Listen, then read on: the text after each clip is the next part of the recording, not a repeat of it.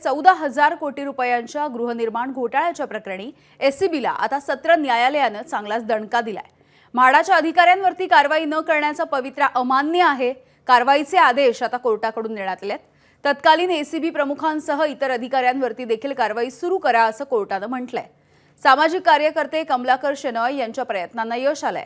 म्हाडाच्या मुख्य कार्यकारी अधिकाऱ्यांसह इतरांवरती कारवाई करण्यासाठी शेनॉय यांनी जून 2016 मध्ये मुंबई गुन्हे शाखेसह आर्थिक गुन्हे शाखेकडे देखील या सगळ्या संदर्भात तक्रार केली होती। दंडाधिकारी न्यायालयाने याचिका फेटाळली, मात्र यानंतर शेनॉय यांनी निकालाच्या विरोधात सत्र न्यायालयामध्ये देखील धाव घेतली होती आणि अपील केलं होतं।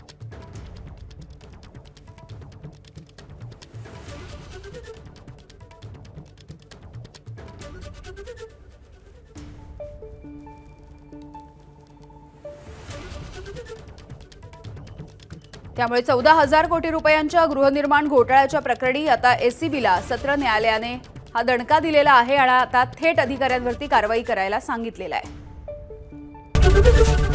एबीपी माझा, उघडा डोळे बघा नीट।